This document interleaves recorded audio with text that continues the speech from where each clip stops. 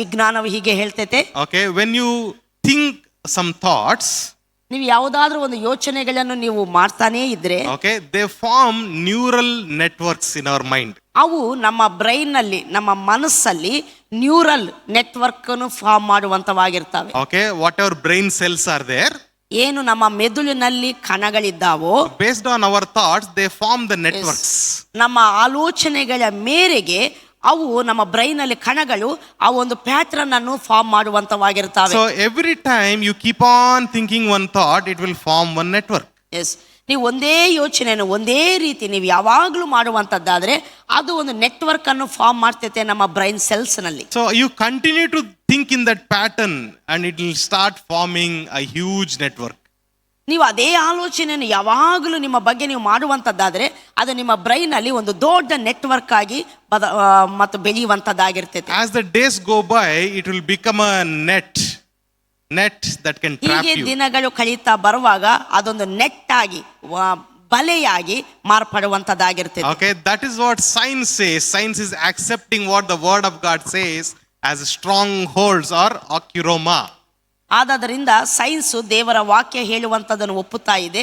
ಅದೇನಂದ್ರೆ ಮನಸ್ಸನ್ನು ಆ ಸ್ಟ್ರಾಂಗ್ ಹೋಲ್ಡ್ಸು ಮನಸ್ಸಿನಲ್ಲಿ ಏರಿಸಲ್ಪಡ್ತಾವೆ ಎಂಬುದಾಗಿ. Okay, ಅಂದ್ರೆ ಬಲವಾದ ಕೋಟೆಗಳು ಮನಸ್ಸಿನಲ್ಲಿ ಇರುವಂತದ್ದು. Praise the Lord. Amen. Okay, let's continue to read the scriptures. 2 Corinthians chapter 10 4 to 5 ಓದೋಣ. 2ನೇ ಕೊರಿಂಥಿ ಅಂದ್ರೆ ಕೊರಿಂಥದವರಿಗೆ ಬರೆದಂಥ 2ನೇ ಪತ್ರಿಕೆ 10ನೇ ಅಧ್ಯಾಯ 4-5 ವಚನಗಳನ್ನು ಓದಿಕೊಳ್ಳೋಣ. ನಾವು ಉಪಯೋಗಿಸುವ ಆಯುಧಗಳು ಲೋಕ ಸಂಬಂಧವಾದ ಆಯುಧಗಳಲ್ಲ, ಅವು ದೇವರ ಎಣಿಕೆಯಲ್ಲಿ ಬಲವಾಗಿದ್ದು ಕೋಟೆಗಳನ್ನು ಕೆಡವಿ ಹಾಕುವಂಥವುಗಳಾಗಿವೆ. ನಾವು ವಿತರ್ಕಗಳನ್ನು, ದೈವ ಜ್ಞಾನವನ್ನು ವಿರೋಧಿಸುವುದಕ್ಕೆ ಏರಿಸಲ್ಪಟ್ಟಿರುವ ಉನ್ನತವಾದ ಎಲ್ಲ ಕೊತ್ತಲಗಳನ್ನು ಕೆಡವಿ ಹಾಕಿ ಎಲ್ಲ ಯೋಚನೆಗಳನ್ನು ಕ್ರಿಸ್ತನಿಗೆ ವಿಧೇಯವಾಗುವಂತೆ ಸೆರೆ ಹಿಡಿದು ನಿಮ್ಮ ವಿಧೇಯತ್ವವು ಪರಿಪೂರ್ಣವಾದ ಮೇಲೆ ಎಲ್ಲ ಅವಿಧೇಯತ್ವಕ್ಕೆ ಶಿಕ್ಷೆ ಮಾಡುವುದಕ್ಕೆ ಸಿದ್ಧರಿದ್ದೇವೆ. Amen. Praise the Lord. Praise the Lord. See here, it says here that the weapons that we have are to demolish. They are very powerful to demolish the strongholds. ಇಲ್ಲಿ ದೇವರ ವಾಕ್ಯ ಹೇಳ್ತೈತೆ, ನಾವು ಉಪಯೋಗಿಸುವ ಆಯುಧಗಳು ಅವು ದೇವರ ಎಣಿಕೆಯಲ್ಲಿ ಬಹಳ ಬಲವಾಗಿದ್ದು ಕೋಟೆಗಳನ್ನು ಕೆಡವಿ ಹಾಕುವಂತವುಗಳಾಗಿವೆ. Praise the Lord. Praise the So Lord. the word very powerful, the Greek word used there is dunamis. ಅಲ್ಲಿ ಬಲವಾಗಿದ್ದು ಎಂಬುವಂತ ಆ ಸ್ಥಳದಲ್ಲಿ ಗ್ರೀಕ್ ವರ್ಡ್ ಡುನಾಮಿಸ್ ಎಂಬುವಂತ ಒಂದು ಪದ ಉಪಯೋಗಿಸಲ್ಪಟ್ಟಿದೆ. The dunamis is the word from where dynamite, the bomb dynamite is there, no? That word comes from dunamis. ಡುನಾಮಿಸ್ ಎನ್ನುವಂತ ಈ ಪದ dynamite ಎಂಬುವಂತ ಒಂದು ಪದವನ್ನು ನೀವು ಕೇಳಿರ್ತೀರಲ್ವಾ, ಅದರಿಂದ ಬಂದಿರುವಂತ ಪದವಾಗಿದೆ. Or when you call some people, you say, right, very dynamic person. ನೀವು ಯಾರನ್ನಾದ್ರೂ ಒಂದು ಸ್ಟ್ರಾಂಗ್ ಆಗಿರುವಂತ ವ್ಯಕ್ತಿಯನ್ನು ನೋಡುವ, ನೀವು ಹೇಳ್ತೀರಾ ಬಹಳ ಡೈನಮಿಕ್ ಪರ್ಸನ್ ಇವರು ಎಂಬುದಾಗಿ. Okay, so the word dunamis means it's an explosive, powerful, divine weapon. ಈ ಡುನಾಮಿಸ್ ಬಲವಾಗಿದ್ದು ಎಂಬುದಾಗಿ ದೇವರ ವಾಕ್ಯಲ್ಲಿ ಹೇಳ್ತಿರುವಂತಹ ಸಂಗತಿ, ಇದು ದೊಡ್ಡ ಕಾರ್ಯಗಳನ್ನು ಮಾಡುವಂತ ಮಹತ್ತರವಾದ ದೇವರ ಬಲ ಎಂಬುವಂತ ಅರ್ಥ ಬರುವಂತದ್ದಾಗಿದೆ. And another meaning is it's a miraculous power. ಮತ್ತು ಆಶ್ಚರ್ಯಕರವಾದ ಶಕ್ತಿ ಎಂಬುದಾಗಿ. Praise the Lord. Praise the Lord. So that means that God has given you such a power that even if your mind is forming these neural networks, Amen. you can break them in the name of Jesus. ನೋಡಿ, ಈ ರೀತಿ ಆ neural network ಒಂದು ಕೆಟ್ಟ ಆಲೋಚನೆಯಿಂದ ಸತತವಾಗಿ ಆಲೋಚನೆ ಮಾಡುವುದರಿಂದ ನಮ್ಮ ಬ್ರೈನ್ ಅಲ್ಲಿ ಉಂಟಾಗಿರುವಂತ ಆ ಬಲವಾದ ಕೊತ್ತಲವನ್ನು, ಆ ಕೋಟೆಯನ್ನು ಕೆಡವಿ ಹಾಕುವಂತ ಅದಕ್ಕಿಂತ ಬಲವಾದ ಮತ್ತು ಆಯುಧವನ್ನು ಕರ್ತನು ನಮಗೆ ಕೊಟ್ಟಿರುವಂತ ಆತನಾಗಿದ್ದಾನೆ. Amen. Praise the Lord. But many times we fail to identify these strongholds. ಯಾವಾಗ ಈ ಒಂದು ಕೊತ್ತಲಗಳನ್ನು, ಕೋಟೆಯನ್ನು ನಾವು ಗುರುತಿಸುವಂತವರಾಗಿರ್ತೇವೆ. Okay, because many thoughts would have come from the childhood. ಕೆಲವು ಆಲೋಚನೆಗಳು ನಮ್ಮ ಬಾಲ್ಯದಿಂದಲೇ ಬಂದಿರುವಂತವಾಗಿರ್ತವೆ. See, for so many weeks we studied about the true gospel, right? ನಾವು ಅನೇಕ ವಾರಗಳು ಸತ್ಯ ಸುವಾರ್ತೆ ಬಗ್ಗೆ ನಾವು ಅಧ್ಯಯನ ಮಾಡಿದೆವಲ್ವಾ. So some people were following online. ಅನೇಕ ಜನರು ಮತ್ತು ಆನ್ಲೈನ್ ಅಲ್ಲಿ ಬೈಬಲ್ ಸ್ಟಡಿಯನ್ನು ಫಾಲೋ ಮಾಡಿದ್ದಾರೆ. After all the teaching, still they are asking, how is it true gospel? ಎಲ್ಲ ವಿವರವಾಗಿ ಬೋಧಿಸಿದ ನಂತರ ಸಹ ಕೃಪೆಯಿಂದಲೇ ನಂಬಿಕೆ ಮೂಲಕ ಎನ್ನುವಂತ ಸುವಾರ್ತೆ ಹೇಗೆ ಸತ್ಯ ಸುವಾರ್ತೆ ಆಗ್ತೈತೆ ಎಂಬುದಾಗಿ ತಿರುಗಿ ಅವರಲ್ಲಿ ಕೆಲವು ಪ್ರಶ್ನೆಗಳಿದ್ದಾವೆ. I cannot accept this. ಇದನ್ನು ನನಗೆ ತಕ್ಕೊಳ್ಳಿಕ್ಕೆ ಆಗುವುದಿಲ್ಲ. Okay, I have to do something for the salvation. ಅವ್ರು ಹೇಳ್ತಾರೆ, ನನಗಿದನ್ನು ಈ ರೀತಿ ನೀವು ಹೇಳುವಂಥ ಬೋಧನೆಯನ್ನು ಸ್ವೀಕರಿಸಲಿಕ್ಕಾಗಲ್ಲ. ರಕ್ಷಣೆ ಹೊಂದಬೇಕಂದ್ರೆ ನಾವೇನಾದರೂ ಮಾಡಬೇಕಲ್ವಾ, ನಾವೇನು ಮಾಡಬಾರ್ದಂದ್ರೆ ಮಾಡಬೇಕಾಗಿಲ್ಲ ಅಂದ್ರೆ ಹೇಗೆ ಎಂಬುದಾಗಿ ಅವರು How ಹೇಳ್ತಾರೆ. can what you're preaching is true gospel? They were asking. ನೀವು ಹೇಳುವಂತ ಸುವಾರ್ತೆ ಹೇಗೆ ಸತ್ಯ ಸುವಾರ್ತೆ ಆಗ್ತೈತೆ ಎಂಬುದಾಗಿ ಅವರು ಕೇಳ್ತಾರೆ. Because from childhood they were brought in some way. ಯಾಕಂದ್ರೆ ಆ ರೀತಿಯಾದಂತ ಉಪದೇಶದಲ್ಲಿ ಮತ್ತು ಅವರ ಬಾಲ್ಯದಿಂದ ಬಂದಿರುವಂತವರಾಗಿದ್ದಾರೆ. What that becomes, it becomes a huge neural network in their brain. ಅದು ಅವರಲ್ಲಿ ಏನಾಗಿದೆ, ಅವರ ಬ್ರೈನ್ ಅಲ್ಲಿ, ಅವರ ಮೆದುಳಿನಲ್ಲಿ ದೊಡ್ಡ ಒಂದು ಬಲೆಯಾಗಿ, ಒಂದು ನೆಟ್ವರ್ಕ್ ಆಗಿ ಆ ಕೋಟೆ ನಿರ್ಮಿಸಲ್ಪಟ್ಟಿರುವಂತದ್ದಾಗಿದೆ. When the truth comes, always like a people, the soldiers that are in the strong hold for fortress, when the truth comes, the lies is always hitting the truth. ಯಾವಾಗಾದ್ರೆ ಸತ್ಯವೊಂದು ಬರ್ತೇತೋ, ಆ ಕೋಟೆಯಲ್ಲಿ ಜನ ಇರ್ತಾರಂತ ನಾನು ಹೇಳಿನಲ್ಲ, ಸೈನಿಕರು, ಆಯುಧಗಳು, ಆ ಕೋಟೆಯನ್ನು ಸತ್ಯವು ಯಾವಾಗಲೂ ಸಹ ಬಗೆಯುವಂತದ್ದಾಗಿರ್ತೈತೆ. Okay, but only when you allow it will happen. ನೋಡಿ, ಯಾವಾಗ ದೇವರ ವಾಕ್ಯಕ್ಕೆ ಸತ್ಯಕ್ಕೆ ವಿರುದ್ಧವಾಗಿ ಏರಿಸಲ್ಪಟ್ಟಂತ ಕೋಟೆ ಕೆಡವಿ ಹಾಕಲ್ಪಡ್ತೈತೆ ಅಂದ್ರೆ ನೀವು ದೇವರ ವಾಕ್ಯಕ್ಕೆ ಅವಕಾಶ ಕೊಟ್ಟಾಗ, ಅದನ್ನು ಅಂಗೀಕಾರ ಮಾಡಿದಾಗ. Praise the Lord. Praise the Lord. So that person was from Baptist church. ಆ ವ್ಯಕ್ತಿ ಮತ್ತು ಬ್ಯಾಪ್ಟಿಸ್ಟ್ ಚರ್ಚಿಯ ಇಂದ ಬಂದಂತ ವ್ಯಕ್ತಿ. Okay, so when I was sharing about the gospel, the person said that, yeah, Bible says all this, but I don't believe it. ನಾವು ಈ ಎಲ್ಲಾ ಸಂಗತಿಗಳನ್ನ ಅವ್ರ ಹತ್ರ ಹಂಚಿಕೊಳ್ಳುವಾಗ ಅವ್ರು ಹೇಳ್ತಾರೆ, ಹೌದು ಸತ್ಯವೇದ ಹೇಳ್ತೈತಿ ಇದನ್ನೆಲ್ಲ, ಬಟ್ ಆದ್ರೆ ನಾನು ನಂಬೋದಿಲ್ಲ. ನಾವು ಯಾರು ನಂಬುದಿಲ್ಲ. ನಾವು ಯಾರು ನಂಬುವುದಿಲ್ಲ. That entire church does not believe that. That's what ಅಂದ್ರೆ ಅವರ ಇಡೀ ಸಭೆ ಅದನ್ನು ಸ್ವೀಕಾರ ಮಾಡುವುದಿಲ್ಲ. Then what do you believe if you don't believe Bible? ನೀವು ಸತ್ಯವೇದವನ್ನೇ ಬಿಲೀವ್ ಮಾಡದಿದ್ರೆ, ನಂಬದಿದ್ದರೆ ಮತ್ತೆ ಯಾವುದನ್ನು ನೀವು ನಂಬುತ್ತೀರಾ? So that's when I understood that you have to allow the word to work in your mind. ಆದ್ದರಿಂದ ನಾನು ಅರ್ಥ ಮಾಡಿಕೊಂಡೆ, ನೀವು ದೇವರ ವಾಕ್ಯಕ್ಕೆ ನಿಮ್ಮ ಜೀವನದಲ್ಲಿ ಅವಕಾಶ ಕೊಡಬೇಕು, ಅದು ನಿಮ್ಮಲ್ಲಿ ಕಾರ್ಯ ಮಾಡುವ ಹಾಗೆ. That is what called as submitting as living sacrifice. ಅದನ್ನೇ ದೇವರ ವಾಕ್ಯ ರೋಮ ಪತ್ರಿಕೆ 12:1 ಹೇಳ್ತೈತೆ, ನಿಮ್ಮನ್ನು ನೀವು ಸಜೀವ ಯಜ್ಞವಾಗಿ ಅರ್ಪಿಸಿಕೊಳ್ಳಿರಿ ಎಂಬುದಾಗಿ. Praise the Lord. Praise the Lord. So living sacrifice means not something like suffering in your own style, not that. ನೋಡಿ, ಸಜೀವ ಯಜ್ಞ ಅಂತ ಹೇಳುವಾಗ, ನಾವು ದೇವರಿಗೆ ಸಜೀವ ಯಜ್ಞವಾಗಿ ಸಮರ್ಪಿಸಿಕೊಳ್ಬೇಕಂತ ಹೇಳುವಾಗ ಏನೋ ನಾವು ಶ್ರಮೆ ಪಡಬೇಕು, ದೇವರ ಒಂದು ಹಿಂಸೆ ಪಡಬೇಕು ದೇವರಿಗಾಗಿ ಎಂಬುದಾಗಲ್ಲ. Just allow the word of God to work in your life. ನೀವು ನಿಮ್ಮ ಜೀವನದಲ್ಲಿ ದೇವರ ವಾಕ್ಯವ ಕಾರ್ಯ ಮಾಡುವ ಹಾಗೆ ಅದಕ್ಕೆ ನೀವು ಅವಕಾಶ ಕೊಡ್ತಾ ಬರಬೇಕಷ್ಟೇ. That means that purely believe the word of God. That's all. ಅದರ ಅರ್ಥ ಅವಕಾಶ ಕೊಡುವಂಥದ್ದು ಹೇಗೆ ದೇವರ ವಾಕ್ಯಕ್ಕಂದ್ರೆ, ದೇವರ ವಾಕ್ಯವನ್ನು ಪೂರ್ಣ ಹೃದಯದಿಂದ ನಾವು ನಂಬುತ್ತಾ ಬರಬೇಕು. Okay, if your thoughts are making this neural network, ನಿಮ್ಮ ಆಲೋಚನೆಗಳು ಈ ರೀತಿ ನ್ಯೂರಲ್ ನೆಟ್ವರ್ಕ್ ಆಗಿ ನಿರ್ಮಿತವಾದಾಗ, okay, whatever you think continuously will change your thoughts. That's what the science says. ನೀವು ಅಂದ್ರೆ ಕಂಟಿನ್ಯೂ ಆಗಿ ನೀವು ಯಾವುದನ್ನು ಯೋಚನೆ ಮಾಡ್ತಿದ್ದೀರೋ ಅದು ನಿಮ್ಮ ಆಲೋಚನೆಯಾಗಿ ಅಲ್ಲಿ ನಿರ್ಮಿತವಾಗ್ತೈತೆ ಎಂಬುದಾಗಿ ವಿಜ್ಞಾನವೇ ಹೇಳ್ತೈತೆ. That's why Bible says one who meditates upon the word of God day and night is like the tree planted next to the waters. Yes, ಆದದರಿಂದ ದೇವರ ವಾಕ್ಯ ಹೇಳ್ತೈತೆ, ದೇವರ ವಾಕ್ಯವನ್ನು ಹಗಲು ರಾತ್ರಿ ಧ್ಯಾನ ಮಾಡುವವನು ನೀರಿನ ಕಾಲುವೆಗಳ ಬಳಿಯಲ್ಲಿ ಬೆಳೆದಿರುವ ಮರಕ್ಕೆ ಸಮಾನನು ಎಂಬುದಾಗಿ. Praise the Lord. What if you think about the word of God continuously? What will happen? ನೀವು ದೇವರ ವಾಕ್ಯವನ್ನು ನೀವು ಹಗಲು ರಾತ್ರಿ ಧ್ಯಾನ ಮಾಡ್ತಾ ಬರುವಾಗ ಏನಾಗ್ತೈತೆ ನಿಮ್ಮ ಜೀವನದಲ್ಲಿ? What happens when you continuously think of the word of God? ನೀವು ದೇವರ ವಾಕ್ಯವನ್ನು ಹಗಲು ರಾತ್ರಿ ಧ್ಯಾನ ಮಾಡುವಾಗ, ಆಲೋಚನೆ ಮಾಡುವಾಗ ಏನಾಗ್ತೈತೆ ನಿಮ್ಮ ಜೀವಿತದಲ್ಲಿ? Your mind starts to align, the thinking starts to align according to the word of God. ನಿಮ್ಮ ಮನಸ್ಸು, ನಿಮ್ಮ ಆಲೋಚನೆಗಳು ದೇವರ ವಾಕ್ಯದ ಪ್ರಕಾರ ಆಲೋಚನೆ ಮಾಡುವುದಕ್ಕೆ ಪ್ರಾರಂಭಿಸುವಂತವಾಗಿರ್ತವೆ. Then what happens? You know what is the truth and lies when you understand the truth.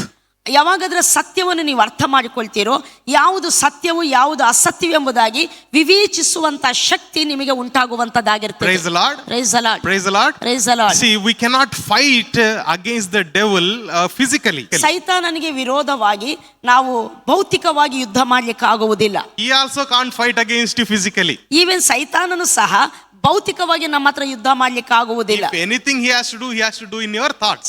ಅವನು ಏನಾದ್ರೂ ನಮ್ಮ ಜೀವಿತದಲ್ಲಿ ವಿರೋಧವಾಗಿ ಮಾಡ್ಬೇಕಂದ್ರೆ ಆತನು ಅಟ್ಯಾಕ್ ಮಾಡುವಂಥದ್ದು ನಮ್ಮ ಮನಸ್ಸಿನಲ್ಲಿ ಮಾತ್ರ. So at least today we should realize that investing in your mind is very important for your life. ಇದನ್ನು ಇವತ್ತು ನೀವು ಅರ್ಥ ಮಾಡಿಕೊಂಡ್ರೆ ಇವತ್ತಾದರೂ ನಿಮ್ಮ ಮನಸ್ಸಿನಿಗೋಸ್ಕರ ನಿಮ್ಮ ಜೀವಿತದಲ್ಲಿ ನೀವು ಬಂಡವಾಳವನ್ನು invest ಮಾಡುವಂಥವರಾಗಿರಬೇಕು. At least from today, take time to meditate the scriptures, speak the scriptures. Let the scriptures go into your mind and change your thinking. ಇವತ್ತಿಂದ ಆದರೂ ದೇವರ ವಾಕ್ಯವನ್ನು ಸತತವಾಗಿ ಧ್ಯಾನ ಮಾಡ್ತಾ ಆ ವಾಕ್ಯವು ನಿಮ್ಮ ಆಲೋಚನೆಗಳನ್ನು ಬದಲಾಯಿಸುವ ಹಾಗೆ ನೀವು ಅದಕ್ಕೆ ಅವಕಾಶವನ್ನು ಕೊಡುವಂಥವರಾಗಿರಬೇಕು. Praise the Lord. Praise the Lord. One simple spiritual secret I'll tell you. ಒಂದು ಸರಳವಾದಂಥ ಆತ್ಮಿಕ ರಹಸ್ಯವನ್ನು ನಿಮಗೆ ಹೇಳಲಿಕ್ಕೆ ಇಷ್ಟಪಡ್ತೇನೆ. The more physically you battle, ನೀವು ಎಷ್ಟು ಶಾರೀರಿಕವಾಗಿ ಶರೀರದಿಂದ ನೀವು ಯುದ್ಧ ಮಾಡಲಿಕ್ಕೆ ನೀವು ಪ್ರಾರಂಭಿಸ್ತೀರೋ, you will get small result. ನೀವು ಸಣ್ಣದಾದ ಫಲಿತಾಂಶವನ್ನು ನೀವು ಹೊಂದುವಂತವರಾಗಿರ್ತೀರಿ. But more you invest in your mind, in your spiritual life, ನಿಮ್ಮ ಆತ್ಮೀಕ ಜೀವನದಲ್ಲಿ ನಿಮ್ಮ ಮನಸ್ಸಿನಲ್ಲಿ ನೀವು ಎಷ್ಟು ನೀವು ಇನ್ವೆಸ್ಟ್ಮೆಂಟ್ ಮಾಡ್ತಾ ಬರ್ತೀರೋ, your physical fight will reduce. ನಿಮ್ಮ ಶಾರೀರಿಕವಾದ ಹೋರಾಟ ಕಮ್ಮಿ ಆಗ್ತಾ ಬರ್ತೈತೆ. But your result will be more. ಆದರೆ ಅದರ ಫಲಿತಾಂಶಗಳು ಬಹಳ ಉನ್ನತವಾಗಿರುವಂತವಾಗಿರ್ತವೆ. Hallelujah. Hallelujah. Praise the Lord. Praise the Lord. Day and night you fight for something, think about something, Amen. worry about something. The result will be almost zero, maybe a little bit result. ನೀವು ಯಾವುದೋ ಒಂದು ಸಂಗತಿಗೆ ಹಗಲು ರಾತ್ರಿ ನೀವು ಹೋರಾಡ್ತೀರಿ, ಅದರ ಬಗ್ಗೆ ಯೋಚನೆ ಮಾಡ್ತೀರಿ, ಅನೇಕ ಪ್ರಯತ್ನಗಳನ್ನು ಮಾಡ್ತೀರಿ, ಬಟ್ ಫಲಿತಾಂಶ ಬಹಳ ಸಣ್ಣದಾಗಿರ್ತೈತೆ. But when you install or invest the word of God in your mind regularly, continuously, more, your physical fight will reduce, but the result will be more. ನೀವು ಯಾವಾಗಾದರೆ ಎಷ್ಟು ಹೆಚ್ಚಾಗಿ ದೇವರ ವಾಕ್ಯವನ್ನು ನಿಮ್ಮ ಮನಸ್ಸಿನಲ್ಲಿ ತುಂಬಲಿಕ್ಕೆ ನೀವು ಪ್ರಯತ್ನ ಪಡ್ತಾ ಬರ್ತೀರೋ, ಅದು ಉನ್ನತವಾದ ಅಂದ್ರೆ ಬಹಳಷ್ಟು ಫಲಿತಾಂಶವನ್ನು ನಿಮ್ಮ ಜೀವನದಲ್ಲಿ ತರುವಂತದ್ದಾಗಿರ್ತೈತೆ. Hallelujah. Hallelujah. Praise the Lord. Do you agree with this? ನೀವು ಇದರೊಂದಿಗೆ ಒಪ್ಪಿಕೊಳ್ತೀರಾ? Praise the Lord. Amen. Hallelujah. So Praise what the we should do? Two things, right? What is the first thing? ನಾವೇನು ಮಾಡಬೇಕು? ಎರಡು ಸಂಗತಿಗಳು ಮಾಡಬೇಕು. ಮೊದಲನೇದು ಯಾವುದು? Okay, let me explain clearly. Identify the lies of the devil in your mind. Break it, right? Break it. Yes. Breaking the strongholds. ನಿಮ್ಮ ಮನಸ್ಸಿನಲ್ಲಿ ಸೈತಾನನು ಹೇರಿರುವಂತ ಸುಳ್ಳುಗಳನ್ನು, ದೇವರ ವಾಕ್ಯವನ್ನು ವಿರೋಧಿಸುವಂತ ಸುಳ್ಳಿನ ಯೋಚನೆಗಳನ್ನು ನೀವು ಗುರುತಿಸಬೇಕು, ಅದನ್ನು ಕೆಡವಿ ಹಾಕಬೇಕು. Okay, the second thing is replace that old thought with the truth of the word of God. ಆ ಮನಸ್ಸಿನಲ್ಲಿ ದೇವರ ವಾಕ್ಯದವನ್ನು ತುಂಬುತ್ತಾ ಹಳೆಯ ಯೋಚನೆಗಳನ್ನು ಕೆಡವಿ ಹಾಕಬೇಕು. Hallelujah. Praise the The Lord. Ephesians 6:17 will read. ನಾವೆಲ್ಲರೂ ದೇವರ ವಾಕ್ಯವನ್ನು ಓದೋಣ. ಎಫೆಸದವರಿಗೆ ಬರೆದಂತ ಪತ್ರಿಕೆ 6ನೇ ಅಧ್ಯಾಯ 17ನೇ ವಚನ.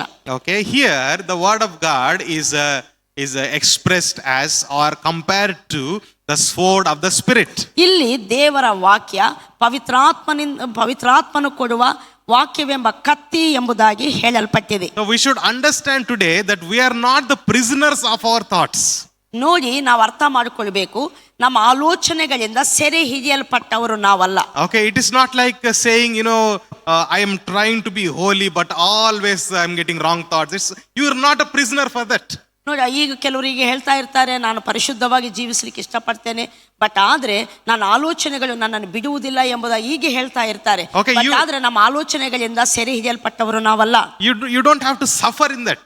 ನೀವು ಅದರಲ್ಲಿ ಬಾಧಿಸಲ್ಪಡಬೇಕಾದ ಅಗತ್ಯತೆ ಇಲ್ಲ. Here it says the word of God is the sword of the spirit, right? ಇಲ್ಲಿ ದೇವರ ವಾಕ್ಯ ಹೇಳ್ತೈತೆ, ದೇವರ ವಾಕ್ಯವು ಆತ್ಮನ ಖಡ್ಗ ಎಂಬುದಾಗಿ. Using the word of God, you can break those thoughts. ನೀವು ಯಾವಾಗಾದ್ರೆ ದೇವರ ವಾಕ್ಯವನ್ನು ಉಪಯೋಗಿಸ್ತೀರೋ, ಅದನ್ನು ಉಪಯೋಗಿಸುವುದರಿಂದ ನಿಮ್ಮ ಆಲೋಚನೆಗಳನ್ನು ನೀವು ಕೆಡವಿ ಹಾಕುವಂತವರಾಗಿರ್ತೀರಿ. So nothing but replacing your thought with the truth of the word. ಇದರ ಅರ್ಥವೇನೆಂದ್ರೆ ದೇವರ ವಾಕ್ಯವನ್ನು ನಮ್ಮ ಹೃದಯದಲ್ಲಿ ತುಂಬುತ್ತಾ ಹಳೆಯ ಯೋಚನೆಗಳನ್ನು ಕೆಡವಿ ಹಾಕುವಂತದ್ದು. Praise the Lord. Praise the Lord. So the more you meditate the word of God, ನೀವು ಎಷ್ಟು ಹೆಚ್ಚಾಗಿ ದೇವರ ವಾಕ್ಯವನ್ನು ಧ್ಯಾನ ಮಾಡ್ತೀರೋ. See, many times when we pray for the people, ನಾವು ಅನೇಕ ಸಾರಿ ಜನರಿಗಾಗಿ ನಾವು ಪ್ರಾರ್ಥಿಸ್ತಾ ಇರ್ತೇವೆ. you also would have experienced in your cell groups also. ನೀವು ನಿಮ್ಮ ಸೆಲ್ ಗ್ರೂಪ್ಸ್ ಅಲ್ಲಿ ಸಹ ನೀವು ಇದನ್ನು ಅನುಭವಿಸಿರಬಹುದು. Okay, if somebody is coming with you the same issue, not the prayer points like somebody ಆ ತರ ಅಲ್ಲ, ಅಂದ್ರೆ ಒಂದು ಇಶ್ಯೂ ಇಂದ ಅವರು ಹೋಗ್ತಾ ಇದ್ದಾರೆ, ಅದೇ ಇಶ್ಯೂ ಮತ್ತೆ ಮತ್ತೆ ಮತ್ತೆ ಮತ್ತೆ ತರುದಾದ್ರೆ, just ask them, how much time do you meditate the word of God or invest in the word of God? ಒಬ್ಬ ವ್ಯಕ್ತಿ ನಿಮ್ಮ ಹತ್ರ ಪ್ರಾರ್ಥನೆ ಮಾಡಿಸ್ಕೊಳ್ಳಿಕ್ಕೆ ಬರುವಾಗ ಅವರ ಪ್ರಾರ್ಥನಾ ಮನವಿ ಒಂದೇ ವಿಷಯದ ಕುರಿತು ವರ್ಷಗಳು ಕಳೆದರೂ ಸಹ ಅದೇ ಅಂಶವನ್ನು ಇಟ್ಕೊಂಡು ಅವರು ಬರ್ತಾ ಇರ್ತಾರೆ. ಅಂದರೆ ಜನರಲ್ ಆಗಿ ದೇಶ, ರಾಜ್ಯ ಈ ಸಂಗತಿಗಳ ಬಗ್ಗೆ ಅಲ್ಲ, ಅವ್ರ ವ್ಯಕ್ತಿಗತ ಜೀವಿತದಲ್ಲಿರೋದ ಒಂದು ಪ್ರಾರ್ಥನಾ ಮನವಿಯನ್ನು ವರ್ಷಗಟ್ಟಲೆ ತರ್ತಾ ಇರ್ತಾರೆ. ಹಾಗೆ ತರುವಂಥದ್ದಾದರೆ ಅವರ ಹತ್ರ ನೀವು ಪ್ರಶ್ನೆ ಮಾಡಿ, ನೀವು ಎಷ್ಟು ಸಮಯ ದೇವರ ವಾಕ್ಯವನ್ನು ಧ್ಯಾನ ಮಾಡಲಿಕ್ಕೆ ನೀವು ಸಮಯ ಕೊಡ್ತಾ ಇದ್ದೀರಿ ಎಂಬುದಾಗಿ. Okay, almost always the answer is like 0. ಅನೇಕ ಸಾರಿ ಅವರ ಉತ್ತರ ಮತ್ತು ಅದು 0 ಆಗಿರ್ತೈತೆ. Okay, it's like one person was saying, just for fun, they don't want to pray, but they want you to pray. They don't want to work, but they want you to work. They don't want to read Bible, but they want you to read Bible and tell them. ಒಬ್ಬ ವ್ಯಕ್ತಿ ಹೀಗೆ ತಮಾಷೆಗೆ ಹೇಳ್ತಾ ಇದ್ರು. ಅಂಥ ವ್ಯಕ್ತಿಗೆ ಹೇಗಂದ್ರೆ, ಅವ್ರಿಗೆ ಪ್ರಾರ್ಥನೆ ಮಾಡ್ಕೊಳ್ಳಿಕ್ಕೆ ಬೇಡ, ಅವ್ರಿಗಾಗಿ ಇನ್ನೊಬ್ರು ಪ್ರಾರ್ಥನೆ ಮಾಡಬೇಕು. ಅವರು ದೇವರ ವಾಕ್ಯನ ಧ್ಯಾನ ಮಾಡಲಿಕ್ಕೆ ಬೇಡ, ಬೇರೆಯವರು ಅವರಿಗಾಗಿ ದೇವರ ವಾಕ್ಯನ ಧ್ಯಾನ ಮಾಡಬೇಕು. ಈ ರೀತಿಯಾದಂಥ ಜನರು ಅವರಾಗಿರ್ತಾರೆ. Okay, so we also are like that when we stop meditating the word. ನೋಡಿ, ನಾವು ಸಹ ದೇವರ ವಾಕ್ಯವನ್ನು ಹಗಲು ರಾತ್ರಿ ಧ್ಯಾನ ಮಾಡುವಂಥದ್ದು ನಾವು ಬಿಟ್ಟು ಬಿಟ್ಟರೆ ನಾವು ಸಹ ಅವರಂತೆಯೇ ಇರುವಂಥವರಾಗಿರ್ತೇವೆ. Is that true? ಇದು In the ಸತ್ಯವಲ್ಲವಾ? times when we fail, just observe in the times when we fall into temptation or when you fail. ನಾವು ಯಾವಾಗಾದ್ರೆ ನಮ್ಮ ಜೀವನದಲ್ಲಿ ಶೋಧನೆಗಳಲ್ಲಿ ಬೀಳ್ತೇವೋ, ತಪ್ಪಿ ಹೋಗ್ತೇವೋ, ಅವಾಗ ನಮ್ಮನ್ನು ನಾವು ಗಮನಿಸುವಂಥದ್ದಾದ್ರೆ ಇದು ನಮಗೆ ಗೊತ್ತಾಗ್ತೈತೆ. Most of the times it is because we neglected the word. ಅನೇಕ ಸಾರಿ ಇದಕ್ಕೆ ಕಾರಣವೇನಾಗಿರ್ತೈತೆ ಅಂದ್ರೆ ದೇವರ ವಾಕ್ಯವನ್ನು ಧ್ಯಾನ ಮಾಡುವಂಥದ್ದನ್ನು ಅಲಕ್ಷ್ಯ ಮಾಡುವುದರಿಂದವೇ ಆಗಿರ್ತೈತೆ. See, Proverbs 23:7 says, ಜ್ಞಾನೋಕ್ತಿ 23:7 ಹೇಳ್ತೈತೆ. okay, as a man thinks his heart, so is he. ಒಬ್ಬನು ಅವನ ಒಳಗಿನ ಯೋಚನೆಯಂತೆಯೇ ಇದ್ದಾನೆ. So that means that our lives move in the direction of our thoughts. ಆದದರಿಂದ ದೇವರ ವಾಕ್ಯ ಹೇಳುವ ಪ್ರಕಾರ ನಮ್ಮ ಜೀವನ ಯಾವ ಕಡೆ ನಡೀತೈತೆ, ಹೇಗೆ ನಡೀತೈತೆ ಅಂದ್ರೆ ನಮ್ಮ ಆಲೋಚನೆಗಳು ಇದ್ದ ಹಾಗೆ ನಮ್ಮ ಜೀವನ ಇರುವಂತದ್ದಾಗಿರ್ತೈತೆ. Okay, so if your thoughts are of the word of God, ನಿಮ್ಮ ಆಲೋಚನೆಗಳು ದೇವರ ವಾಕ್ಯ ಪ್ರಕಾರ ಇರುವಂತದ್ದಾದರೆ, so as the Bible says, as a man thinks in his heart, so is he. ದೇವರ ವಾಕ್ಯ ಹೇಳ್ತೈತೆ ಒಬ್ಬನು ಒಳಗಿನ ಯೋಚನೆಯಂತೆ ಇದ್ದಾನೆಂಬುದಾಗಿ. ಹಾಗೆ ನಮ್ಮ ಆಲೋಚನೆ ದೇವರ ವಾಕ್ಯವಾಗಿದ್ದರೆ then your life will be according to the will of God. ಆಗ ನಿಮ್ಮ ಜೀವನ ದೇವರ ಚಿತ್ತಾನುಸಾರ ಇರುವಂತದ್ದಾಗಿರ್ತದೆ. Again, coming to Romans 12:2, that's what Paul says, renew your mind so that you will know the God's will, good, perfect and wonderful will of God. ಅಲ್ಲಿ ಪೌಲನ್ನು ತಿರುಗಿ ನಾವು ಸತ್ಯವೇದ ಭಾಗ ರೋಮ ಪತ್ರಿಕೆ 12 ಬರುವಾಗ ಪೌಲನ್ ಹೇಳ್ತಾನೆ, ನೀವು ನೂತನ ಮನಸ್ಸನ್ನು ಹೊಂದಿಕೊಂಡು ಪರಲೋಕ ಭಾವದೈನರಾಗಿರಿ. ಹಾಗಾದರೆ ನೀವು ಉತ್ತಮವಾದದ್ದು, ದೇವರ ಚಿತ್ತಾನುಸಾರವಾದದ್ದು ಅಂದರೆ ಉತ್ತಮವಾದದ್ದು, ಮೆಚ್ಚುಗೆಯಾದದ್ದು, ದೋಷವಿಲ್ಲದ್ದು ಯಾವುದೆಂಬುದಾಗಿ ವಿವೇಚಿಸಿ ತಿಳಿದುಕೊಳ್ಳುವಿರಿ ಎಂಬುದಾಗಿ. Okay, let's read John 8:32. ನಾವೆಲ್ಲರೂ ಯೋಹಾನನು ಬರೆದಂಥ ಸುವಾರ್ತೆ 8ನೇ ಅಧ್ಯಾಯ 32ನೇ ವಚನವನ್ನು ನಾವು ಓದೋಣ. 31 ಓದೋಣ. ಆಗ ಯೇಸು ತನ್ನನ್ನು ನಂಬಿದ ಯೆಹೂದ್ಯರಿಗೆ, ನೀವು ನನ್ನ ವಾಕ್ಯದಲ್ಲಿ ನೆಲೆಗೊಂಡವರಾದರೆ ನಿಜವಾಗಿ ನನ್ನ ಶಿಷ್ಯರಾಗಿದ್ದು ಸತ್ಯವನ್ನು ತಿಳಿದುಕೊಳ್ಳುವಿರಿ ಮತ್ತು ಸತ್ಯವು ನಿಮ್ಮನ್ನು ಬಿಡುಗಡೆ ಮಾಡುವುದು. Hallelujah, praise the Lord. See, know the truth and the truth will set you free. ಇಲ್ಲಿ ದೇವರ ಯೇಸುಸ್ವಾಮಿ ಹೇಳ್ತಾರೆ, ನೀವು ಸತ್ಯವನ್ನು ತಿಳಿಯುವಿರಿ ಮತ್ತು ಸತ್ಯವು ನಿಮ್ಮನ್ನು ಬಿಡುಗಡೆ ಮಾಡುವುದು. Again, John 14:6. ತಿರುಗಿ ನಾವು ಯೋಹಾನನ ಸುವಾರ್ತೆ 14ನೇ ಅಧ್ಯಾಯ 6ನೇ ವಚನವನ್ನು ನಾವು ಓದೋಣ. ಯೇಸು ಅವನಿಗೆ, ನಾನೇ ಮಾರ್ಗವು ಸತ್ಯವು ಜೀವವೂ ಆಗಿದ್ದೇನೆ, ನನ್ನ ಮೂಲಕವಾಗಿ ಹೊರತು ಯಾರೂ ತಂದೆಯ ಬಳಿಗೆ ಬರುವುದಿಲ್ಲ. Amen, praise the Lord. See, Jesus is the truth, the way and the life. ಇಲ್ಲಿ ಯೇಸುಸ್ವಾಮಿ ವಾಕ್ಯ ಹೇಳ್ತೈತೆ, ಯೇಸುವೇ ಸತ್ಯವೂ ಮಾರ್ಗವೂ ಜೀವವೂ ಆಗಿದ್ದಾನೆಂಬುದಾಗಿ. Okay, and his words are the truth. ಆತನ ಮಾತುಗಳು ಸತ್ಯವೂ ಆಗಿದೆ ಎಂಬುದಾಗಿ. The word of God is the truth. ದೇವರ ವಾಕ್ಯವೇ ಸತ್ಯವಾಗಿದೆ. Okay, the truth will set us free. ಆ ಸತ್ಯವು ಅಂದ್ರೆ ಸತ್ಯವು ನಮ್ಮನ್ನು ಬಿಡುಗಡೆ ಮಾಡುವುದು. That is the nature of the word of God. ಆ ಬಿಡುಗಡೆ ಮಾಡುವಂತ ಸ್ವಭಾವ ದೇವರ ವಾಕ್ಯದ್ದಾಗಿದೆ. Okay, praise the Lord. Praise the Lord. See, you don't have to try to understand how can the word of God set you free. ನೋಡಿ, ದೇವರ ವಾಕ್ಯ ಹೇಗೆ ನನ್ನನ್ನು ಬಿಡುಗಡೆ ಮಾಡ್ತೈತೆ ಎಂಬುದಾಗಿ ಅದರ ಬಗ್ಗೆ ಯೋಚನೆ ಮಾಡಬೇಕಾಗಿಲ್ಲ. Okay, but today understand with faith that the word of God has that capacity. ಆದರೆ ನೀವು ಇದನ್ನು ಅರ್ಥ ಮಾಡಿಕೊಳ್ಳಬೇಕು ಮತ್ತು ನಂಬಬೇಕು, ಏನಂದ್ರೆ ದೇವರ ವಾಕ್ಯಕ್ಕೆ ಬಿಡುಗಡೆ ಮಾಡುವ ಶಕ್ತಿ ಇದೆ ಎಂಬುದಾಗಿ. Hallelujah. Hallelujah. Also, according to science, we understand if you keep on meditating the word of God, it will create a new neural network in your mind. ಅಷ್ಟು ಮಾತ್ರವಲ್ಲ, ನಾವು ಅನುಭವದಿಂದ ಇದನ್ನು ತಿಳ್ಕೊಳ್ಬಹುದು. ಯಾವಾಗಾದ್ರೆ ದೇವರ ವಾಕ್ಯವನ್ನೇ ಹಗಲು ರಾತ್ರಿ ನಾವು ಧ್ಯಾನ ಮಾಡ್ತಾ ಬರ್ತೇವೋ, ಅದು ನಮ್ಮ ಮನಸ್ಸಿನಲ್ಲಿ ಹೊಸ ಆಲೋಚನಾ ಪ್ಯಾಟ್ರನ್ ಅನ್ನು, ನ್ಯೂರಲ್ ನೆಟ್ವರ್ಕ್ ಅನ್ನು ನಮ್ಮ ಬ್ರೈನ್ ಅಲ್ಲಿ create ಮಾಡುವಂತದ್ದಾಗಿರ್ತೈತೆ. Okay, praise the Lord. Okay, before we close, one small test for you. ನಾವು ಮುಗಿಸುವುದಕ್ಕಿಂತ ಮುಂಚೆ ಒಂದು ಚಿಕ್ಕ ಪರೀಕ್ಷೆ ನಿಮಗೆ. ನಿಮ್ಮ ಹತ್ರ ಬುಕ್ಸ್ ಪೇಪರ್ಸ್ ಇದೆಯಲ್ಲ? ನಿಮಗೆ ಬುಕ್ಸ್ ಪೇಪರ್ಸ್ ಇದೆಯಲ್ಲ? ಇದರ ನಿಮ್ಮ ಬುಕ್ ಅಲ್ಲಿ ನೀವೇ ಬರೆದಿಟ್ಕೊಳ್ಳಿ. ನಾನು ಕೇಳುದಿಲ್ಲ ಎಷ್ಟು ಮಾರ್ಕ್ಸ್ ಹಾಕಿದ್ರೆ ಅಂತ. ಬಟ್ ಇದು ನಿಮಗೋಸ್ಕರ, ಇದು ನಿಮಗೋಸ್ಕರ. ನೀವು ಎಷ್ಟು ಕರೆಕ್ಟ್ ಆನ್ಸರ್ ಬರ್ದಿದ್ದೀರಿ ಅದು ನಾನು ಕೇಳುವುದಿಲ್ಲ, ನೋಡುವುದಿಲ್ಲ. ಇದು ನಿಮಗೆ ನೀವು ಗೊತ್ತಾಗಬೇಕು. ನಾವು ಹೇಳಿದಾಗೆಲ್ಲ ನೀವು ಬರೀಬೇಕು. ಓಕೆ. ಒನ್ ಮಾರ್ಕ್ ಹಾಕುದಾದ್ರೆ ಇದು ಎಂತ ಹೇಳ್ತಾರೆ, ನೆಗೆಟಿವ್ ಅಂತೇಳಿ. ಓಕೆ. 5 ಮಾರ್ಕ್ಸ್ ಹಾಕುದಾದ್ರೆ ಕಂಪ್ಲೀಟ್ಲಿ ಪಾಸಿಟಿವ್ ಎಂಬುದಾಗಿ. ಓಕೆ. 1 2 3 4 5 ಅದರಲ್ಲಿ ನಿಮ್ಮನ್ನು ನೀವೇ ರೇಟಿಂಗ್ ಮಾಡ್ಕೊಳ್ಳಿ. ನಾವೊಂದು ಸಂಗತಿಯನ್ನು ಹೇಳ್ತೇವೆ, ಅದು ನೆಗೆಟಿವ್ ಅಂದರೆ ಅದು ಇಲ್ಲವೇ ಇಲ್ಲ. 1 ಮಾರ್ಕ್ ಅಂದರೆ ನೆಗೆಟಿವ್ ಆಗಿ ನೀವು ಅದನ್ನು ನೀವೇ ಮಾರ್ಕ್ಗಳು ಹಾಕ್ಕೋಬೇಕು. 5 ಮಾರ್ಕ್ ಅಂದರೆ ಕಂಪ್ಲೀಟ್ ಪಾಸಿಟಿವ್ ಆದಂಥ ಸಂಗತಿ, ಅದನ್ನು ಹಾಗೆ 5 ಮಾರ್ಕ್ ನೀವು ಹಾಕಿಕೊಳ್ಳಬೇಕು. Okay. Will read out what is positive and what is negative. You put marks for yourself. ನೀವು ಅದು ಪಾಸಿಟಿವ್ ನೆಗೆಟಿವ್ ಎಂಬುದಾಗಿ ಅದಕ್ಕೆ ನೀವೇ ಮಾರ್ಕ್ಗಳನ್ನು ಹಾಕಬೇಕು. Based on how many times it happens in your life, in your day to day life. ನಿಮ್ಮ ಜೀವನದಲ್ಲಿ ಇದು ಎಷ್ಟು ಸಾರಿ ಸಂಭವಿಸ್ತೈತೆ, ಪ್ರತಿನಿತ್ಯ ಜೀವನದಲ್ಲಿ ಎಷ್ಟು ಸಾರಿ ಇದು ಸಂಭವಿಸ್ತೈತೆ ಎಂಬುದರ ಮೇಲೆ ಡಿಪೆಂಡ್ ಆಗಿ ನೀವು ಮಾರ್ಕ್ಗಳನ್ನು ಹಾಕಬೇಕು. Okay. The first one, worry and peace. ಮೊದಲೇದು ವರಿ, ಚಿಂತೆ ಮತ್ತು ಸಮಾಧಾನ. ಓಕೆ. ಈ ಎರಡನ ನಡುವಿನಲ್ಲಿ, in between these two, what is your rating? ಈ ಎರಡರ ಮಧ್ಯದಲ್ಲಿ ನಿಮ್ಮ ಜೀವಿತದಲ್ಲಿ ನೀವು ಯಾವುದರಲ್ಲಿ ನೀವು ಇರ್ತೀರಿ, ನೀವೇ ರೇಟಿಂಗ್ ಹಾಕಬೇಕು. ಓಕೆ. 1 ಅಂದ್ರೆ ಯು ಆರ್ ಆಲ್ವೇಸ್ ವರಿಡ್. ನೋಡಿ, ನೀವು ಯಾವಾಗಲೂ ಚಿಂತಿತರಾಗಿದ್ರೆ 1 ಹಾಕೊಳ್ಬೇಕು. Okay. 5 means you are completely peaceful, you are never worried. ನೀವು ವರಿನೇ ಮಾಡುವುದಿಲ್ಲ, ಯಾವಾಗಲೂ ಸಮಾಧಾನದಲ್ಲಿ ಇರ್ತೀರಿ ಅಂದ್ರೆ 5 ಹಾಕೊಳ್ಬೇಕು. Between, in between means you know. 2 means sometimes I'm peaceful but more I'll worry. ಕೆಲವು ಸಾರಿ ಮಾತ್ರ ಸಮಾಧಾನವಾಗಿರ್ತೇನೆ, ತುಂಬಾ ಟೈಮಲ್ಲಿ ನಾನು ವರಿ ಆಗಿರ್ತೇನೆ ಅಂದ್ರೆ 2. Okay. So 4 means more times I'm very peaceful, only sometimes I'm worried. ನಾನು ಅನೇಕ ಸಾರಿ ಪೀಸ್ಫುಲ್ ಆಗಿರ್ತೇನೆ, ಆದ್ರೆ ಕೆಲವು ಸಾರಿ ಮಾತ್ರ ನಾನು ಚಿಂತೆ ಮಾಡ್ತೇನೆ ಅಂದ್ರೆ 4 ಹಾಕೊಳ್ಬೇಕು. Okay. In between means sometimes I'm very worried, sometimes I'm very peaceful, I don't know. 50-50 ಅಂದ್ರೆ ಕೆಲವೊಮ್ಮೆ ವರಿ ಮಾಡ್ತೇನೆ, ಕೆಲವೊಮ್ಮೆ ಪೀಸ್ಫುಲ್ ಆಗಿರ್ತೇನೆ ಅಂದ್ರೆ 3 ಹಾಕೋಬೇಕು. Okay.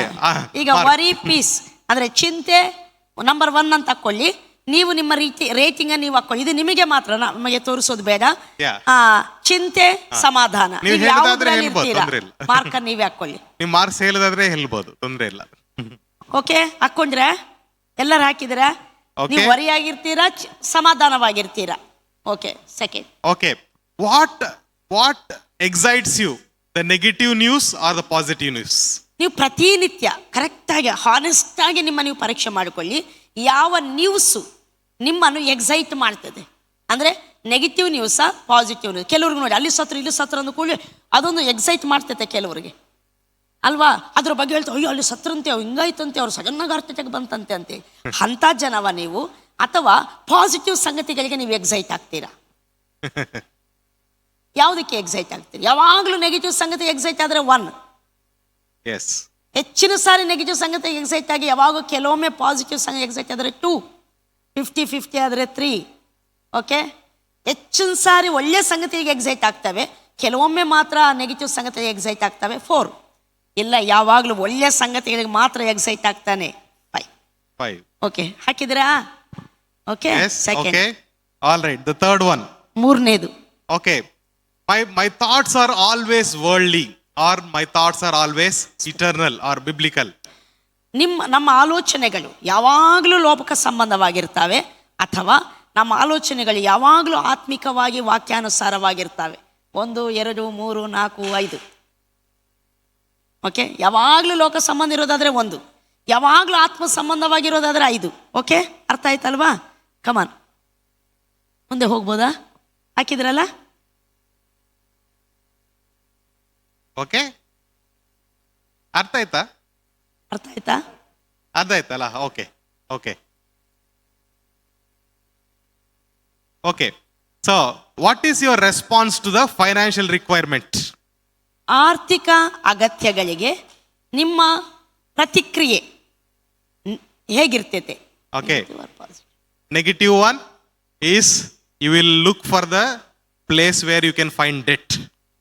Positive one, you will first look to the word of God and declare it. Negative ಅಂದರೆ ಇದಕ್ಕೆ ಉತ್ತರ negative ಅಂದರೆ ನೀವು ಅಗತ್ಯ ಬಂದ ಕೂಡಲೇ ಯಾರು ಕೊಡ್ತಾರೆ, ಯಾರು ಎಲ್ಲಿ ಸಾಲ ಮಾಡಲಿ ಎಂಬುದಾಗಿ ಬರುವಂಥ ಯೋಚನೆ. ಪಾಸಿಟಿವ್ ಅಂದರೆ ದೇವರು ವಾಕ್ಯವನ್ನು ಆತುಕೊಳ್ಳುವಂಥದ್ದು, ಅದನ್ನು ಡಿಕ್ಲೇರ್ ಮಾಡುವಂಥದ್ದು, ದೇವರ ನಂಬುವಂಥದ್ದು. 5 ಮಾರ್ಕು ಪಾಸಿಟಿವ್. ಇದರ ಮಧ್ಯದಲ್ಲಿ ನಿಮಗೆ ಬಿಟ್ಟದ್ದು. What is your thought? ನಿಮ್ಮ ಪ್ರತಿಕ್ರಿಯೆ ಏನು ಆರ್ಥಿಕ ಅಗತ್ಯಗಳಿಗೆ? Okay. Praise the Lord. All right. The next one you think about it you have to think about it. Okay. ಈಗ ನಾವು ಕೇಳುವಂಥ ಪ್ರಶ್ನೆ ನೀವು ಸ್ವಲ್ಪ ಡೀಪ್ ಆಗಿ ಆಲೋಚನೆ ಮಾಡಬೇಕು. What is your response to fever? ಜ್ವರ ಬಂದರೆ ನಿಮ್ಮ ರೆಸ್ಪಾಂಡ್ ಏನು, ನಿಮ್ಮ ಪ್ರತಿಕ್ರಿಯೆ ಏನು? Dolo 650 Dolo 650ಯಾ or God's promise of healing? ಆದರೆ ದೇವರ ಸ್ವಸ್ಥತೆ ಕುರಿತಾದ ದೇವರ ವಾಗ್ದಾನವ, ವಾಕ್ಯವ? ಮಾರ್ಕ್ ಹಾಕೊಳ್ಳಿ. What is your first response? Okay, severe ಇದ್ರೆ ಫಸ್ಟ್ ರೆಸ್ಪಾಂಡ್ ಯಾವುದು? ಸಿವಿಯರ್ ಇದ್ರೆ ಅದು ನಾವು ಏನ್ ಮಾಡಕ್ ಆಗುದಿಲ್ಲ, ಹಾಗೆಲ್ಲ ಅದು ಕೂಡ ವಿಶ್ವಾಸದ ಜಯಿಸಬಹುದು. yes. Okay, but first respond ಏನು? ಫಸ್ಟ್ ರೆಸ್ಪಾನ್ಸ್ ಏನು?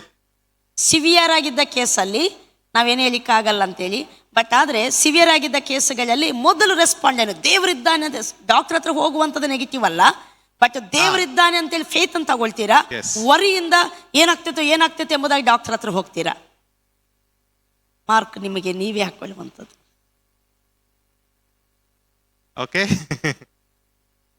All right. Okay, right. The last one, ಕಡೆಯದಾಗಿ, okay, when you have argument with your spouse, ನಿಮ್ಮ ಹೆಂಡತಿ ಒಂದಿಗೆ ಜಗಳ ಆದಾಗ, ವಿವಾದ ಆದಾಗ, ಅಲ್ಲಿ ಒಬ್ಬರಿಗೆ ಮದುವೆ ಆಗ್ಲಿಲ್ಲ, ಓಕೆ, ನಿಮ್ಮ ಫ್ರೆಂಡ್ ಅಂತ ಇಟ್ಕೊಳ್ಳಿ, ಬೆಸ್ಟ್ ಫ್ರೆಂಡ್. ಒಬ್ಬರಿಗೆ ಬೈಬಲ್ ಸ್ಟಡಿಯಲ್ಲಿ ಅಂತ ಒಬ್ಬರಿಗೆ ಮದುವೆ ಆಗ್ಲಿಲ್ಲ, ಯಾರಿ ನೀನು ನಿನ್ನ ಫ್ರೆಂಡ್ ಒಟ್ಟಿಗೆ ವಿವಾದವಾದಾಗ, ಯಾರ ಹತ್ರ ಆದ್ರೂ ಜಗಳ ಆದಾಗ, ಕೋಪ ಬಂದಾಗ, ವಾಟ್ ಈಸ್ ಯುವರ್ ರೆಸ್ಪಾನ್ಸ್? ನಿಮ್ಮ ಪ್ರತಿಕ್ರಿಯೆ ಹೇಗಿರ್ತೈತೆ? You want to win the argument? ನೀವು ವಿವಾದವನ್ನು ಗೆಲ್ಲಲೇಬೇಕಂತಿರ್ತೀರಾ? ಅಂದ್ರೆ ನೆಗೆಟಿವ್ ಒನ್. ಅದು ಹಂಗೆ ಇರುವಂತದ್ದಾದ್ರೆ ಅದು 1 ನೆಗೆಟಿವ್ ಮಾರ್ಕ್. ಓಕೆ, ಯೋಚನೆ ಮಾಡಿ ಮಾರ್ಕ್ ಹಾಕೋಲ್ಲ, ಯಾಕಂದ್ರೆ ತುಂಬಾ ಜನರಿಗೆ ವಿನ್ ಆಗ್ಬೇಕಂತಲೇ ಇರ್ತದೆ. ಓಕೆ, ಯೋಚನೆ ಮಾಡಿ ಹಾನೆಸ್ಟ್ ಆಗಿ ಮಾರ್ಕ್ ಹಾಕೊಳ್ಳಿ. ಯಾಕಂದ್ರೆ ಯಾವಾಗ ವಿವಾದ ಅಂತ ಬರ್ತೈತೋ ನಂದೇ ಸರಿ, ನಾನು ಗೆಲ್ಲಬೇಕೆಂಬುದಾಗಿ ಅನೇಕರು ಇರುವಂತವರಾಗಿರ್ತಾರೆ. Or the fifth one, what is that? 5 marks 5, what is that? You want to understand the other person's perspective and be at peace.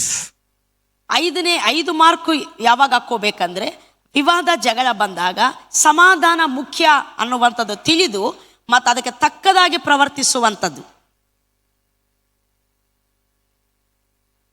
Okay, what is your response? ನಿಮ್ಮ ರೆಸ್ಪಾಂಡ್ ಏನು? ಇಲ್ಲಿ ಗೊತ್ತಾಗ್ತೈತೆ ನಿಮ್ಮ ನೆಟ್ವರ್ಕ್ ಯಾವುದಂತೇಳಿ. ನಮ್ಮ ಮನಸ್ಸಿನಲ್ಲಿ ಯಾವ ನೆಟ್ವರ್ಕ್ ನಿರ್ಮಿತವಾಗಿದೆ ಎಂಬುದಾಗಿ ಈ ಪ್ರಶ್ನೆಗಳ ಉತ್ತರ ನಮಗೆ ತಿಳಿಯಪಡಿಸುವಂತದ್ದಾಗಿದೆ. Okay, so I believe that for the most of the things the marks will be 1, 2 or 3. ನಾನು ನಂಬುತ್ತೇನೆ ಈ ಎಲ್ಲ ಪ್ರಶ್ನೆಗಳಲ್ಲಿ ಅನೇಕ ಸಾರಿ ಮಾರ್ಕ್ಸ್ 1, 2, 3 ಇರುವಂತದ್ದಾಗಿರ್ತೈತೆ. Okay, but when you allow the God's word to work in you, ಆದರೆ ನೀವು ದೇವರ ವಾಕ್ಯವು ನಿಮ್ಮಲ್ಲಿ ಕಾರ್ಯ ಮಾಡುವುದಕ್ಕೆ ನೀವು ಅವಕಾಶ ಕೊಡುವಂತದ್ದಾದರೆ, your marks are 5 always. ಖಂಡಿತವಾಗಿ ನಿಮ್ಮ marks 5 ಇರುವಂತದ್ದಾಗಿರ್ತೈತೆ. Praise the Lord. Praise the Lord. Finally, one tip. ಕಡೆಯದಾಗಿ ಒಂದು ಸಲಹೆ. ಯಾವುದಾದರೂ ವಿಷಯ, anything if you do for 21 days, it will become your habit. ನೋಡಿ, ಇದು ಸೈನ್ಸ್ ಹೇಳುವಂತ ಮಾತು. ಯಾವುದನ್ನಾದ್ರೂ 21 ದಿವಸ ಕಂಟಿನ್ಯೂ ಆಗಿ ಒಂದು ಮಾಡುವಂತದ್ದಾದ್ರೆ ಅದು ನಿಮ್ಮ ಹವ್ಯಾಸವಾಗಿ, ಹ್ಯಾಬಿಟ್ ಆಗಿ, ಅಭ್ಯಾಸವಾಗಿ ಮಾರ್ಪಡುವಂತದ್ದಾಗಿರ್ತೈತೆ. ಓಕೆ, ಯಾವಾಗ್ಲೂ ಹಾಗೆ ಇರ್ಬೇಕಂತಿಲ್ಲ, ಕೆಲವರಿಗೆ ಬೇರೆ ಬೇರೆ ರೀತಿಯಲ್ಲಿ ಇರ್ತದೆ. But 21 days if you do something continuously, it will become your habit.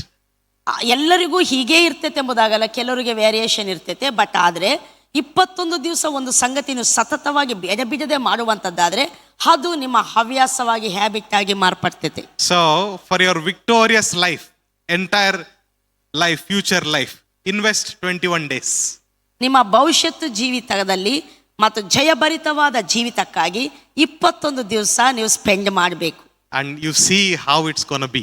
21 ದಿವಸ ದೇವರ ವಾಕ್ಯನು ಸತತವಾಗಿ ನೀವು ಧ್ಯಾನ ಮಾಡ್ತಾ, ಪ್ರತಿನಿತ್ಯ ಧ್ಯಾನ ಮಾಡ್ತಾ ಬನ್ನಿ. ನೀವು ಹೇಗೆ ಅದರ ಫಲಿತಾಂಶವಿರ್ತಿತ್ತೋ ನೀವು ಅನುಭವಿಸ್ತೀರಾ. Praise the Lord. Praise the Lord. We'll continue next week in much more detailed way. ಮುಂದಿನ ವಾರದಲ್ಲಿ ಇನ್ನು ಹೆಚ್ಚಿನ ವಿವರಣೆಗಳೊಂದಿಗೆ ನಾವು ಮುಂದುವರಿಸುವಂತವರಾಗಿರ್ತೇವೆ.